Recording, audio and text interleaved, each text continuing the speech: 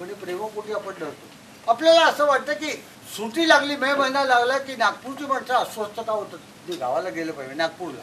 आता नागपूर काय थंड हवेचं ठिकाण आहे? केवढा उन्हाळा, पण तो उन्हाळा बोंबलत सोसण्यासाठी म्हणून ती मंडळी जातात।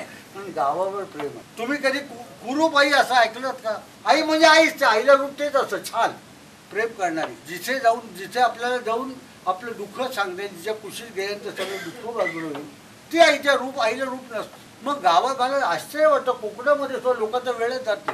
मी 2 दिवस कोकणात गेलो वेळासारखं झालं, पण वेळ न जाण्यासाठी लोक गावाला जातात सुट्टीमध्ये, कारण गावाचं प्रेम असते, गावाची ओढ असते। नाही तर काय तिकडे जाण्यात काय तुम्हाला वेळ कसा जाणार? वेळ जाणार नाही म्हणून मुंबईला इथे कुठेही वेळ जातो, कोकणात गेल्यानंतर वेळ जाते ना, म्हणून आम्ही जातो। इथे कसला उन्हाळा, नागपूरला म्हणजे हा होई होतं, सकाळपासून पहाटेपासून उकाडा चालू झालेला। भावे सांगायचे की रस्त्यावर झाडांच्या खाली पाखरं मरून पडलेली असतात उन्हाने। एवढा उन्हाळा तरी लोक नागपूरला राहतात आणि नागपूरला जातात ना, ते काय जातात?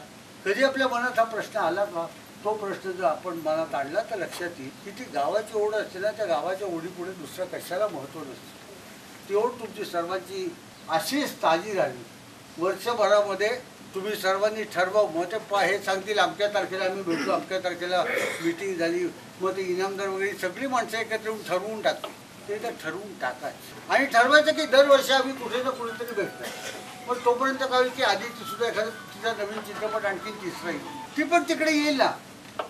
पण तुम्ही एवढं सगळ्यांनी मनापासून तिला आशीर्वाद दिलाय, तिचा दुसरा चित्रपट सुद्धा चांगला गाजेल, ती दिग्दर्शिका म्हणून तिचं नाव अधिक चांगलं होईल। आणि मग तिला असं वाटतं की हे सगळं का झालं तर ते यमाई देवीच्या पुढे जात।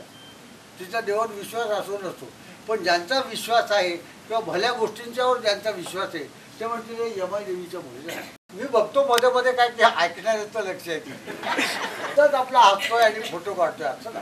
तर उभीची माणसं एकदम परदेशातच जातात, पण इथे म्हातारी माणसं राहिली पाहिजे त्या गावासाठी, असं कुठेतरी असेल वाटतं। पण ही गावातली माणसं भेटणं, गावाला भेटणं, हे सगळे आनंद तुम्ही जे घेताय ना, ते दृष्ट काढण्यासारखे। पुढल्या पिढीकडे हा आनंद तुम्ही द्या, त्यांना त्यांची सुद्धा कोणतीही दृष्ट काढली पाहिजे की कुठलं नशीब घेऊन आलात। मग ते सांगतील की यमाई देवीच्या आशीर्वादाने आम्ही आलो, औंधाच्याकडून आम्ही आज तिथून आलेलो, आमचे आई वडील तिकडे होतो, आहे औंधाची मजा होती हो। हे सगळं पुढल्या पिढीपर्यंत जावं, ते ऐकायला मिळावं आणि आजूबाजूच्या लोकांना पुन्हा वाटतं आपापल्या गावामध्ये असे सण साजरे करावेत। हा सण असाच साजरा करा। मला बोलवल्याबद्दल मी अतिशय आभारी आहे। आणि काय औंधाची माणसं काय व्यवस्थित गावाबद्दल बोलतो म्हणून शांतपणे ऐकतायत बघा, कुठे कुणी उठलं नाही का, काही नाही का, काही नाही, किंवा चेहऱ्यावर सुद्धा दाखवले तुम्ही केव्हा भेटणार म्हणून। हा औंधाचा स्वभाव आहे। हा स्वभाव इतर गावाच्या लोकांना सुद्धा मिळावा अशी मी मनापासून इच्छा करतो। म्हणजे तुमच्या गावात यायला लोकांना आवडेल, तिथे जाऊन भाषण करायला आवडेल, तरी औंधाचे पण अरे आवडणारे ते दाखवणारे खुश, अशा तऱ्हेने कसं जगावं हे तुम्ही शिकवाल इतर गावांना, अशी मी मनापासून इच्छा करतो। पुन्हा एकदा आपल्या सगळ्यांचे आभार मानतो आणि मी या पुस्तकाची वाट बघतो, तेलंगणाची ते पुस्तक, आणि आपण सर्वांनी ते पुस्तक विकत घ्यायचं आणि जवळपासच्या लोकांच्याकडे द्यायचं प्रेमाने। कुणाकडे काही समारंभ असेल अमुक तमुक ते पुस्तकच द्यायचं की बघा आम्ही कुठल्या गावचे आहोत, असे छान सगळ्यांनी लिहिलंय। त्या सगळ्यांचं मी मनापासून कौतुक करतो। सोप्या साध्या भाषेमध्ये सगळ्यांनी छान लिहिलंय, कुठे नाटक नाही, काही नाही, सिनेमा नाही, कुठे फक्त मनापासून आपल्या आईला, आपल्या भावाला, आपल्या पत्नीला पत्र लिहावं ना आणि हकीकत सांगावी तशा तऱ्हेने लिहिलंय। हे असंच लिहिणं चालू ठेवावं अशी मी मनापासून इच्छा व्यक्त करतो।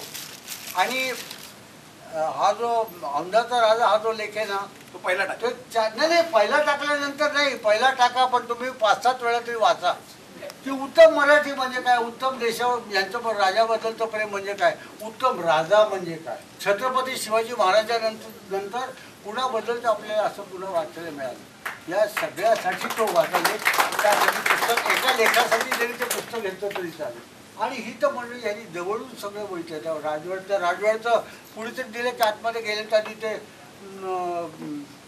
तुळशी वृंदावन, तिथे आम्हाला राजवाड्यात काही जाता आले नाही, मला माहिती, मला ते घेऊन गेले नाही ज्यांच्याबरोबर मी गेलो होतो। पण राजवाडा कसा असेल याचा मी अंदाज करू शकतो। शेजारच्या घरात मुंजी आहे, आपल्या घरचा हत्ती त्याला सुद्धा मुंजीला जावा हे वाटतं, ह्याला राजा म्हणतात, खरा राजा, नाटकातला राजा नाही। त्या मंडळींना या मंडळीने ऐकलेलं आहे, पाहिलेलं आहे आणि ती मंडळी आज स्वतः इथे आलेली आहे. ती का आली आहेत पुन्हा? त्याला काय उद्योगधंदा नाही आहे का? पण पुन्हा तेच गावची ओढ, म्हणजे गावचा राजा, त्याला गावाबद्दल प्रेम होतं. त्यांच्या घराण्यातली मंडळी ओढ लागलेल्या औंधकरांना भेटायला मुद्दाम येतात आणि त्यांना सुद्धा वाटतं की अरे आमचा जो राजा होता औंधाचा, आमच्या घराण्यातला, त्याची जी शिकवण आहे ना त्याचं हे फळ. शिक्षणाबद्दल प्रेम, कलेबद्दलचं प्रेम, शिस्तीबद्दलचं प्रेम आणि उत्तम तब्येतीबद्दलचं प्रेम. खरं म्हणजे मला असं वाटतं सगळेच असे मल्ल बिल्ल टी शर्ट घालून वगैरे आले आहेत. पण कशाला येतील? तब्येत चांगली आहे एवढं पुढे आहे. ते काही दाखवायलाच पाहिजे. औंधाची माणसाशी नाटकं नाही करत दाखवण्याचं. तसा सुंदर तुम्ही सोहळा केलाय. हे सण हा दरवर्षी साजरा करावा. हे पुस्तक निघावं हे मी पुन्हा पुन्हा सांगतोय. पण मी मनापासून बोलते, फक्त आधीचीच एकटी मनासारखी बोलते असं नाही. डोमिनिकर सुद्धा मनापासून संवाद साधायला बघतो. आपल्याला वाटतं ते आपल्या साध्या भाषेत सांगतो. हे तिलाही कळलं पाहिजे. नाही तर ती प्रत्येक वेळेस आहे आमच्या औंधामध्येच असं आहे, असं डोंबिवलीत सुद्धा आहे. तर पुन्हा एकदा मी आपले आभार मानतो. आपली ही कल्पना ही अतिशय छान आहे. माणसाला देऊ आणि आजच्या काळामध्ये ह्याची फार गरज आहे. आता या निमित्ताने तुम्ही भेटला असाल, नव्याने ओळखी करून घ्या. तेव्हाची मंडळींना पुन्हा मोठा जरी झाला असेल तरी आरे तुरे करण्याची गंमत असते. ती सगळी गंमत आपण घ्या अशी मनापासून इच्छा व्यक्त करतो आणि आपल्याला जय हिंद.